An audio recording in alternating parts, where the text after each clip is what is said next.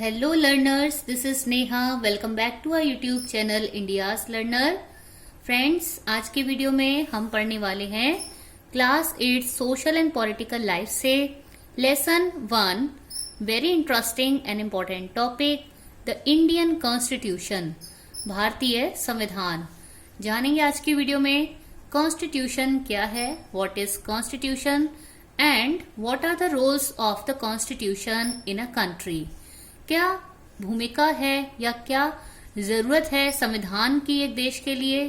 तो इन 2 major topics को हम डिटेल में पढ़ेंगे, जानेंगे और बढ़ते हैं अपने चैप्टर की तरफ। इसके लिए तो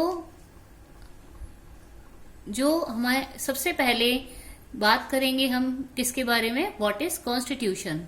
सबसे पहले जानेंगे कि संविधान क्या है और किस तरह हम इसे डिफाइन कर सकते हैं। तो कॉन्स्टिट्यूशन क्या है? Constitution is a fundamental legal document that contains the rules according to which the government of a country functions. संविधान एक तरह से लीगल डॉक्यूमेंट है फॉर अ कंट्री और कंट्रीज गवर्नमेंट, जिसमें ना बहुत सारे रूल्स दिए हुए हैं जिनके अकॉर्डिंग गवर्नमेंट को डिसीजन लेने होते हैं और अपने काम करने होते हैं। एंड दीज रूल्स और laws are called the basic laws and these laws are superior to all the laws of a country। किसी भी देश के अंदर जितनी भी गवर्नमेंटल बॉडीज हैं उन सभी के बनाए हुए रूल्स, लॉज या गाइडलाइंस से ये क्या होते हैं, सुपीरियर होते हैं, सर्वोपरि होते हैं। इस तरह कॉन्स्टिट्यूशन क्या है, is a rule book, is a kind of rule book for a country और country's government that contains the fundamental principles. कुछ आधारभूत सिद्धांत हैं, नियम हैं, according to which our government, our state or organization, a particular organization is governed। तो इस तरह से कॉन्स्टिट्यूशन की बात हमने की। डेफिनेशन जानने के बाद देखते हैं इंडियन कॉन्स्टिट्यूशन के बारे में हम कि क्या कब प्रिपेयर किया गया था और किसके थ्रू प्रिपेयर किया और ये कब से हमारी इंडियन सोसाइटी में इसको जो है अप्लाई किया गया। The constitution of India was prepared by the constituent assembly. संविधान सभा ने इसे तैयार किया था और it came into being effect on 26 जनवरी 1950। 26 जनवरी 1950 को ये पूरे देश में एक साथ लागू किया गया। तो ऐसे ही क्या होता है कि अब हम देखें कि संविधान को जो बनाया गया तो क्यों बनाया गया, इसकी क्या जरूरत थी हमारे देश के लिए। तो हमें जानना होगा कि every organization or society needs certain rules and regulation for its smooth functioning। किसी भी जो सोसाइटी है, चाहे वो इंडियन सोसाइटी हो और तो किसी भी सोसाइटी ऑर्गेनाइजेशन को प्रॉपरली उसके स्मूथ फंक्शनिंग के लिए क्या करना होता है, कुछ रूल्स, रेगुलेशंस या गाइडलाइंस बनानी ही होती हैं जिनके अकॉर्डिंग वहां पर सारे काम किए जाते हैं। और इस तरह से क्या है कि चाहे हम किसी गेम को ही ले लें फॉर एग्जाम्पल, तो आप देखेंगे अकॉर्डिंग कोई भी गेम है, हॉकी, क्रिकेट है, फुटबॉल है, हम कई तरह के गेम्स खेलते हैं। बात करें अगर फुटबॉल की तो according to the rules of football क्या कहा गया है, if the ball touches the arm of any player except the goalkeeper then this is considered as a foul.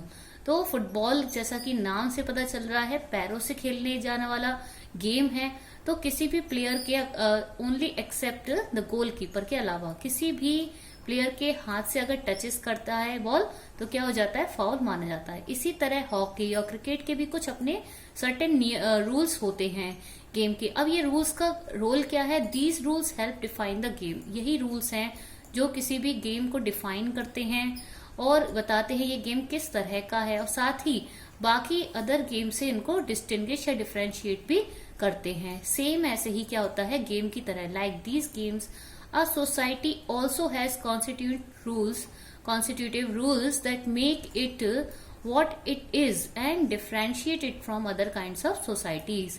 तो इससे ही पता चलता है कि हमारी इंडियन सोसाइटी जो है वो उसके जो रूल्स हैं वो किस तरह के हैं और हमारे आइडियल्स क्या हैं और बाकी अदर कंट्रीज या अदर सोसाइटीज से हमारे किस तरह से हम अलग हैं। तो इससे क्या होता है कि इस तरह जो कॉन्स्टिट्यूशन है वो क्या है, एक रिटन डॉक्यूमेंट है हमारे यहाँ पर और in which we find such rules is called the constitution. तो आपने कभी ये सोचा है या इस तरह से कि कॉन्स्टिट्यूशन जो है उसकी क्या जरूरत थी, why we need a constitution, और बीइंग क्यूरियस, और कभी आप क्यूरियस हुए हो इस बात को लेकर कि how the constitution got written, कि ये जो संविधान है एक फंडामेंटल लीगल डॉक्यूमेंट है और अपने इंडिया का तो एक लॉन्गेस्ट है रिटन है, तो इसे किसने लिखा होगा और हु रॉट इट, और किसने इसे लिखा होगा, किस तरह लिखा होगा। तो ये सारी बातों को जानेंगे और जानेंगे साथ ही कॉन्स्टिट्यूशन के कुछ की फीचर्स के बारे में। तो एक एक करके टॉपिक्स को कवर करते हैं, आगे बढ़ते हैं। पहले हम जानेंगे कि कॉन्स्टिट्यूशन की क्या जरूरत है। Why does a country need a constitution, किसी भी देश के लिए संविधान की क्या आवश्यकता होती है, क्या इंपॉर्टेंस है। तो फर्स्ट रीजन है हमारे पास वेरी बेसिक, क्या करता है constitution, defines, it tells us the fundamental nature of a society. ये हमें बताता है कॉन्स्टिट्यूशन कि हमारी सोसाइटी का, इंडियन सोसाइटी का या किसी भी कंट्री की सोसाइटी का जो फंडामेंटल नेचर है, आधारभूत स्वरूप है, वो किस तरह का है। वहां की जो गवर्नमेंट है वो किस तरह की है, डेमोक्रेटिक है या वहां पर मोनार्की है या डिक्टेटरशिप है। तो इस तरह से कॉन्स्टिट्यूशन हमें क्या करता है, ये हमें जानकारी देता है। Country is usually made up, हम जानते हैं किसी भी देश में बहुत सारी कम्युनिटीज से बिलोंग करने वाले लोग रहते हैं, जैसे कि इंडिया में, और उनके अपने को सर्टेन बिलीव्स होते हैं, और हो सकता है कि सारे लोग उन पर्टिकुलर टॉपिक्स पर या पर्टिकुलर थिंग्स पर या रूल्स पर एग्री ना हो। तो संविधान इस तरह से करता ये है कि एक सेट ऑफ रूल्स ऐसा तैयार करता है, ऐसे प्रिंसिपल्स को तैयार करता है जिस पर सारे ही लोग, अलग अलग कम्युनिटीज को बिलोंग करने वाले, अलग अलग बिलीफ सिस्टम को बिलोंग करने वाले लोग एक साथ एग्री हो जाएं। उन आइडियाज को तय करना और कॉन्स्टिट्यूशन का एक पहला काम है, और इस तरह से जो है एक कम्युनल हार्मनी क्रिएट होती है सोसाइटी में। इसको हम एक एग्जाम्पल की तरह देखेंगे। तो यहाँ पर जो रिसेंट में अभी एक बड़ा चेंजेस आया था वो नेपाल में, जो हमारी नेबरिंग कंट्री है नेपाल। तो पहले देखते हैं नेपाल कहाँ पर है। तो नेपाल जो है हमारे इंडिया के नॉर्थ में है, और रिसेंटली हुआ यहाँ पे क्या था कि नेपाल में पहले मोनार्की थी। मोनार्की यानी राजतंत्र, एक किंग का रूल था, और किंग अपने मिनिस्टर्स के साथ सारे डिसीजन लिया करता था। इस तरह फाइनल अथॉरिटी किसके साथ थी, रेस्टेड विद द किंग। लेकिन लोगों ने बहुत बड़ा कंटिन्यूस मूवमेंट चलाया, नेपाल में स्ट्रगल किया, क्या करने के लिए, टू एस्टैब्लिश डेमोक्रेसी। वहां पर डेमोक्रेसी लाना चाहते थे क्योंकि बहुत सारे इश्यूज क्रिएट हो गए थे, और साथ ही उन्हें ये 2006 में इस बात पर जीत भी मिल गई। दे फाइनली सक्सीडेड, और फाइनली वो सक्सीड हो गए अपनी बात के लिए। और साथ ही उन्होंने क्या डिमांड की, to write a new constitution. जब मोनार्की खत्म हो गई तो उन्होंने डेमोक्रेसी के लिए एक नया संविधान बनाने की भी उन्होंने डिमांड की। क्यों, क्योंकि क्या है, जब चेंजेस आते हैं, इस तरह से बड़े चेंजेस आते हैं और पूरे कंट्रीज के सिस्टम में, तो वहां के लोगों के वैसे भी समय समय पर लोगों के एस्पिरेशंस, डिमांड्स और नीड्स जो है चेंजेस होते हैं। तो लोगों ने ये डिमांड की कि अब हमें नए आइडियाज पर बेस्ड नया कॉन्स्टिट्यूशन चाहिए, जिसके लिए हमने अब तक लड़ाई लड़ी है। तो इस तरह से जो पहला रीजन था आप समझ गए होंगे। सेकंड रीजन की तरफ बढ़ेंगे। सेकंड इंपॉर्टेंट जो पर्पस था इस कॉन्स्टिट्यूशन को बनाने का, वो है is to define the nature of a country's political system. ये बताना कि जो कंट्री का पॉलिटिकल सिस्टम है वो किस तरह का है। ठीक है, तो हमारी कंट्री की बात करें इंडिया की, तो यहाँ पर है पार्लियामेंट्री फॉर्म ऑफ गवर्नमेंट, कहीं कहीं पर प्रेसिडेंशियल फॉर्म ऑफ गवर्नमेंट भी होता है, लाइक यूएसए।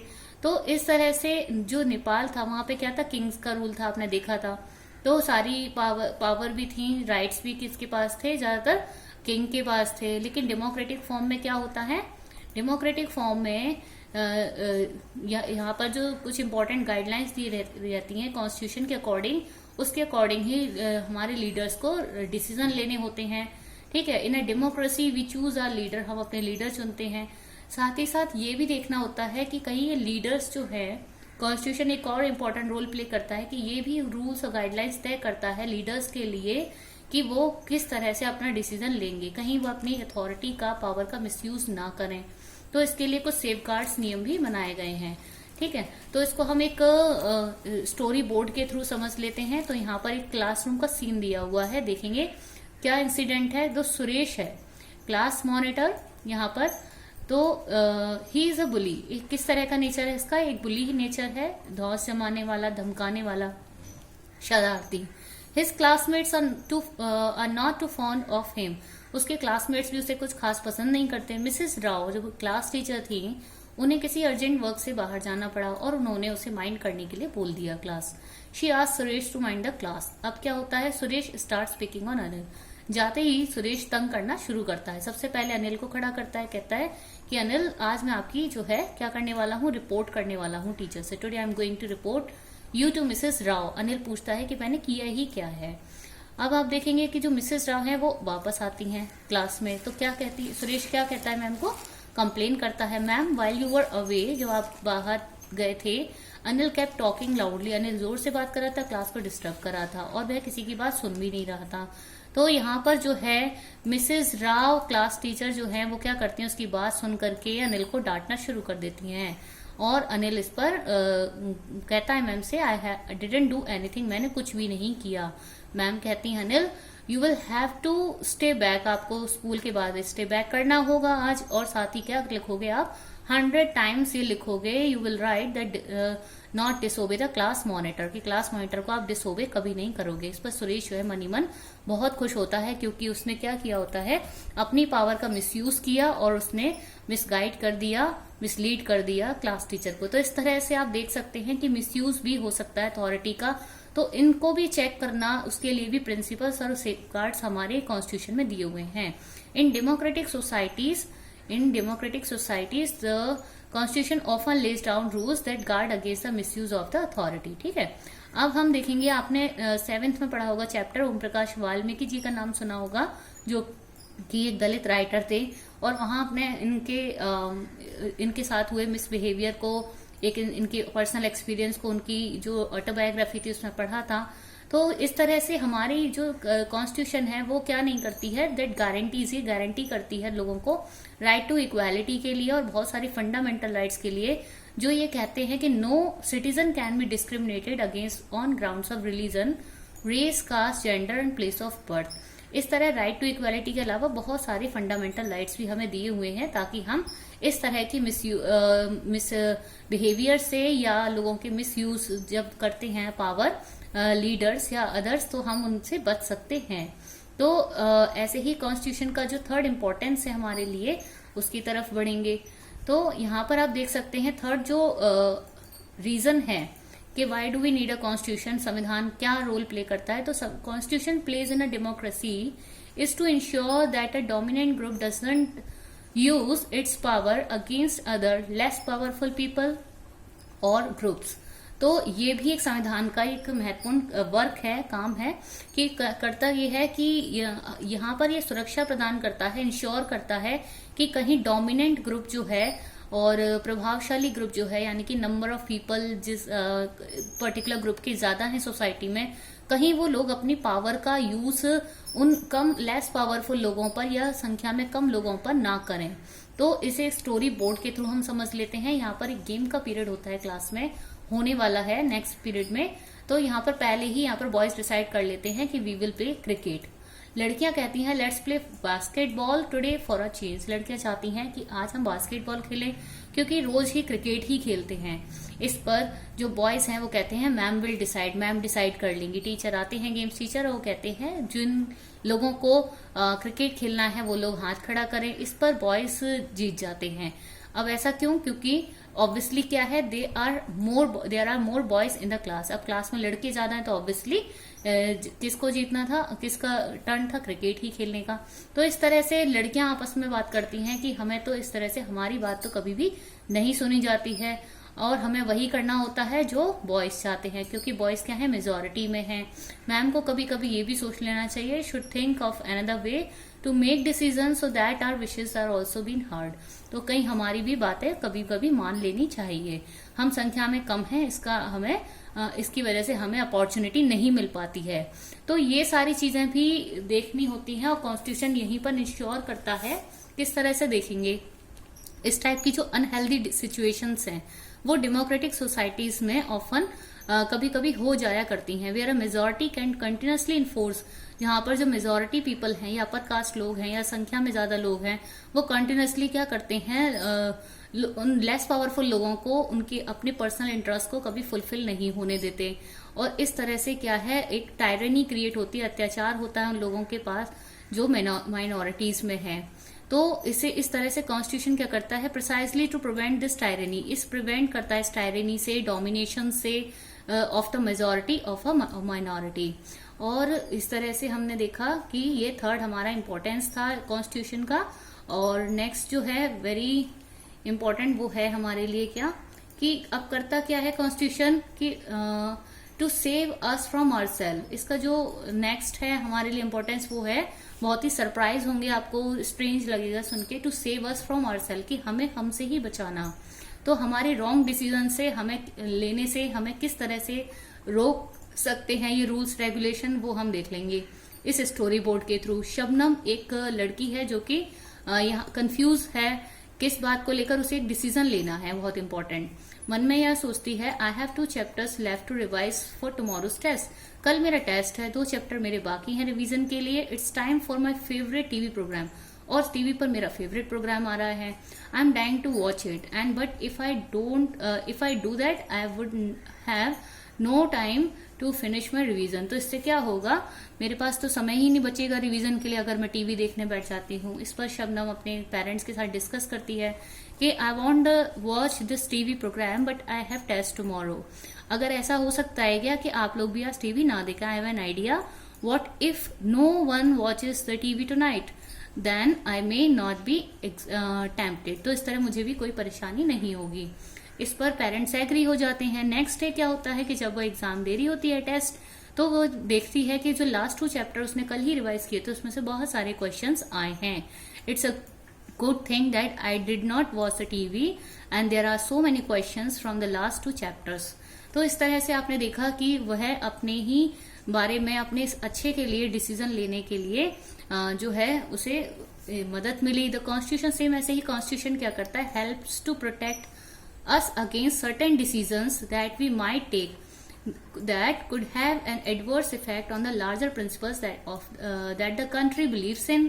तो देश के लिए जो कुछ बहुत सारे डिसीजन लेने होते हैं, तो कॉन्स्टिट्यूशन हमें प्रोटेक्ट करता है कुछ ऐसे डिसीजन ले लेने से जिनके एडवर्स इफेक्ट हमें लॉन्ग रन में देखने को मिल सकते हैं। हो सकता है शॉर्ट रन में या शॉर्ट टाइम के लिए हमें उसके कुछ पॉजिटिव इफेक्ट देखने को मिले, पर लॉन्ग रन में उसके नेगेटिव इफेक्ट हो सकते हैं, एडवर्स इफेक्ट हो सकते हैं। इस तरह के डिसीजन लेने के लिए कॉन्स्टिट्यूशन हमें प्रिवेंट करता है, प्रोटेक्ट करता है ऐसे डिसीजन से। तो कभी कभी हम ये सोचते हैं कि हम क्या करेंगे कि डेमोक्रेसी को बंद करते हैं और डिक्टेटरशिप को हम अलाउड कर देते हैं। तो पार्टी पॉलिटिक्स से तंग आकर हम ऐसा कर सोचते हैं, पर ऐसा करना लॉन्ग रन के लिए बेस्ट नहीं होगा। ठीक है, तो इस पूरे डिस्कशन से जो हमने किया है कि संविधान की क्या इंपॉर्टेंस है, क्या मायने हैं देश के लिए, तो हमने ये जाना कि कॉन्स्टिट्यूशन की क्या इंपॉर्टेंस है। उसके लिए फर्स्ट रीजन हमारे पास क्या था, कॉन्स्टिट्यूशन हमें क्या बताता है, tells us the fundamental nature of the society.